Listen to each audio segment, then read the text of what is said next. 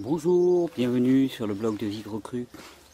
Alors aujourd'hui enfin on s'attaque au gros du sujet. Après l'avoir tant évoqué, après avoir tourné un petit peu autour, on va parler de ce que peut être l'instinct. On va en parler et on va surtout voir comment en pratique chacun dans notre vie.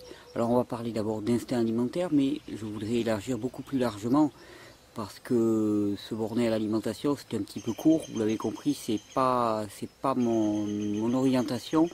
Donc partir de l'alimentation avec un petit cas pratique ou deux et élargir un peu plus pour voir qu'est-ce que cette notion peut nous apporter, qu'est-ce que le fait de la connaître, de la respecter peut changer dans nos vies et où est-ce qu'on peut en apprendre chacun et chacune, quelles que soient nos étapes de vie.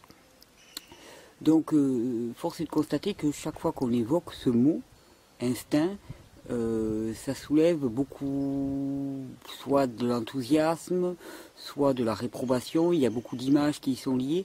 Donc, dès le départ, je voudrais couper court. L'instinct, on parle d'une fonction de l'individu, fonction de l'organisme, fonction de l'être. On ne parle pas de mouvement, on est rattaché à rien du tout. On va essayer de se séparer de tout ça. On va parler de quelque chose qui préexiste en chacun de nous. C'est une condition première qui aurait tendance, dans ma compréhension, à disparaître à cause de la culture, de l'apprentissage d'autres méthodes, d'autres façons de vivre qui nous couperaient de cette perception. Mais ça préexiste et c'est présent chez chacun de nous. C'est la condition par défaut et donc chacun peut avoir accès à son instinct. Il n'y a personne qui soit définitivement coupé de la relation à son instinct. Alors on va beaucoup utiliser ce mot instinct. Je pense que selon nos cultures, selon nos traditions, on pourrait dire aussi simplement aussi relation à l'être, relation même à notre divinité, on pourrait dire même. On va parler d'instinct alimentaire, donc là, bon, on ne va pas parler de divinité alimentaire, ça serait un petit peu exagéré, mais on va parler réellement de retoucher l'unité qui est en nous et de ne plus analyser notre vie dans certains domaines avec le mental, mais de ressentir totalement ce qui est juste pour nous avec notre être.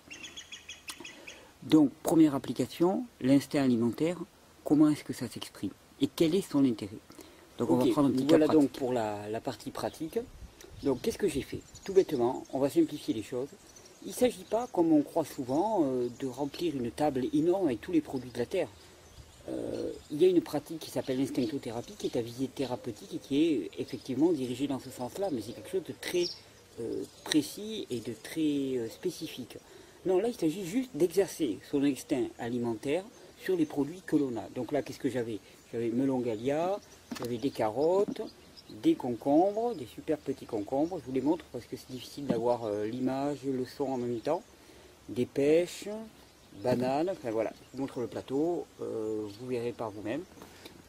Et donc, comment est-ce que je vais faire? Donc, je mets des produits que j'ai chez moi, comme ça, tranquillement, sans me prendre la tête, et un à un, tranquillement, je vais prendre le temps de les sentir.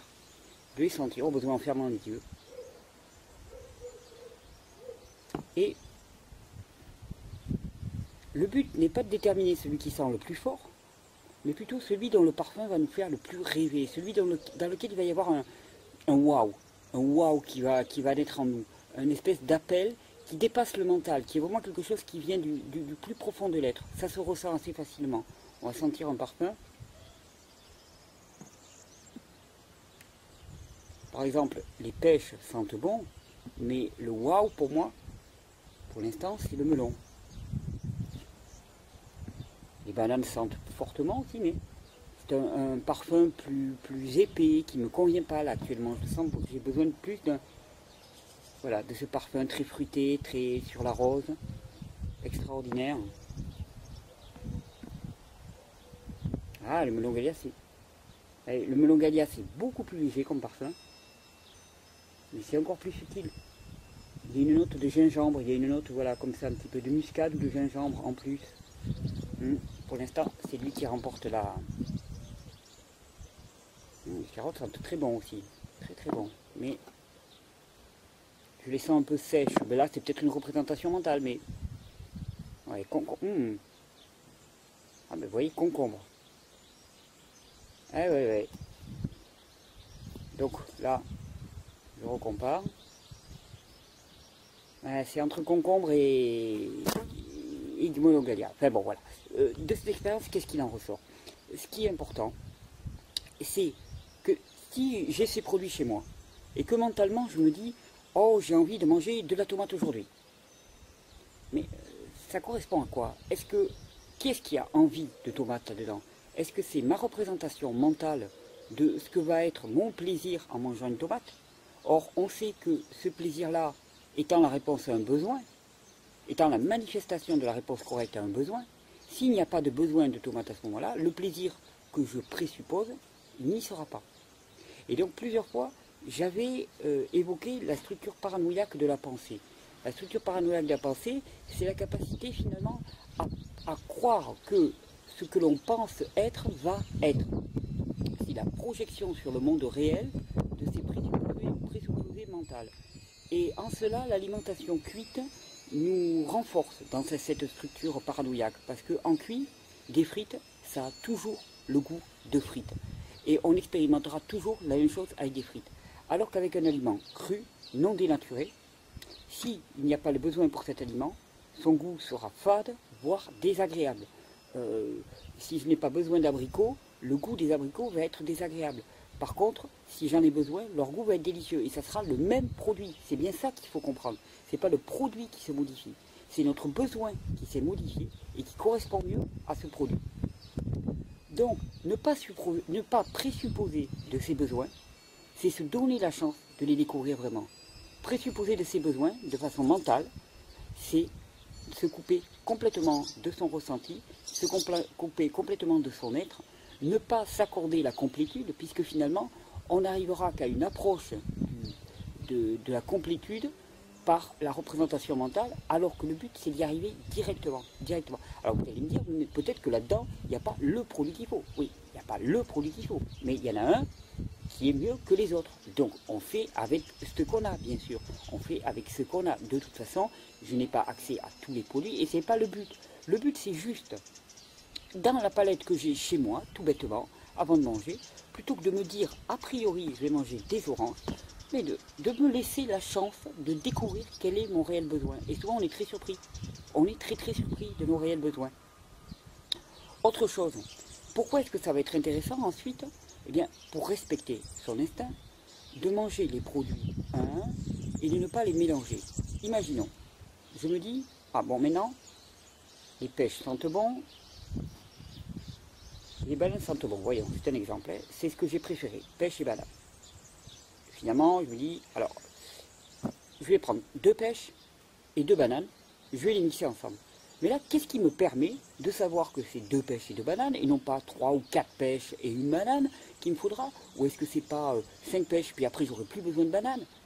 Si on les mélange toutes, si on en fait un blender, on présuppose là aussi des quantités, on présuppose des qualités de chacun qu'on va consommer. C'est complètement court-circuiter le ressenti. C'est mettre une chape sur le ressenti des besoins qui pour moi est absolument contraire à la loi de la vie. La vie est mouvement, nos besoins sont mouvement, et se donner la chance de les respecter, c'est être à l'écoute. Être à l'écoute. Cette coupure qui apparaît en nous, qui nous sépare sans cesse de notre être et de notre ressenti, elle s'exprime en matière d'alimentation, mais elle s'exprime dans tous les autres domaines, que ce soit dans le sommeil, dans l'exercice physique, dans les relations aux autres. Combien de fois on est coupé de notre être? Donc on y reviendra très souvent. C'est un thème qui m'est très cher, mais en matière d'alimentation, exprimer son instinct sur des aliments non dénaturés, bruts, et si possible, non mélangés, enfin si possible, pour qu'il s'exprime bien, il faut qu'il soit non mélangé. Pourquoi? Parce que, imaginons, on mélange pêche et banane, puis d'un seul coup on sent que c'est bon.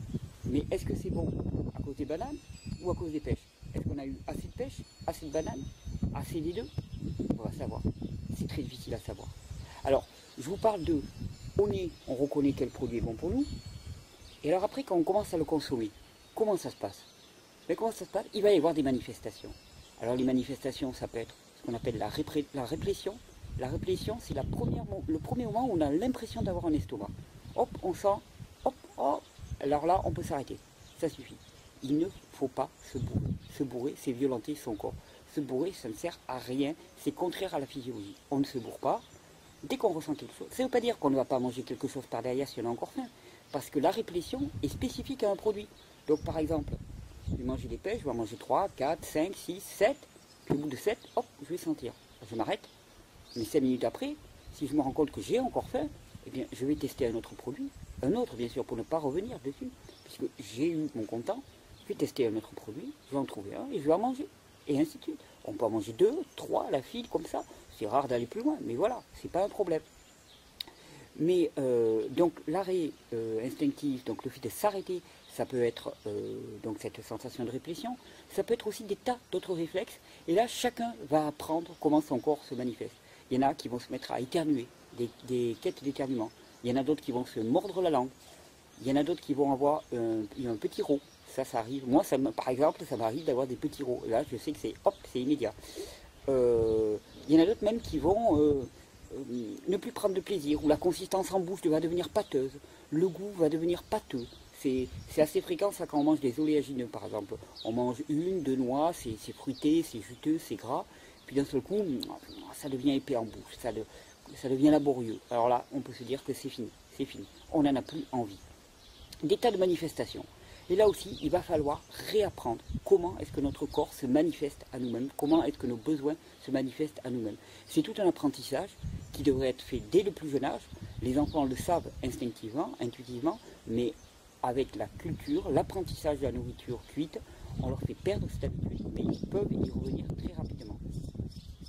Donc, en clair, pour ce premier dégrossissage de ce que peut être l'instinct alimentaire, et bien sûr en gardant à l'esprit que l'instinct alimentaire n'est qu'une infime part de l'expression de l'instinct, et que le but dans tout ça, c'est pas tant de sniffer des aliments, mais que de remplir nos besoins réels. Alors là, on s'intéresse aux besoins alimentaires, mais de remplir surtout nos besoins réels à tous les niveaux, histoire que notre être soit contenté, donc reconnecter notre être. Je vous encourage, il y a une personne qui a laissé une définition de l'instinct dans un des commentaires, je le citerai, là je ne l'ai pas en tête, mais je la citerai en début de cet article, où je mettrai la citation là maintenant à l'instant qui va défiler là pendant que je vous parle, et je trouve que cette définition est somptueuse. Vraiment, elle m'a profondément touché.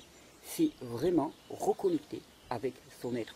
Donc, il ne s'agit pas tant de manger, il s'agit de vivre, il s'agit de reconnecter son être, d'aller au-delà de la cassure, de la fracture qui nous sépare, qui sépare notre représentation mentale, notre pensée, notre capacité à savoir et à connaître, qui le sépare de notre être réel.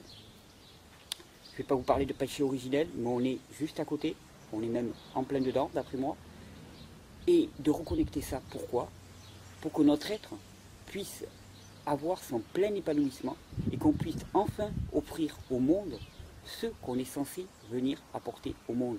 Arrêter de survivre et enfin vivre en plein épanouissement physique, en plein épanouissement psychique. Voilà, c'était un petit peu un décrochage. Comme vous le savez, je travaille sans notes, donc c'est peut-être parti un peu dans toutes les directions.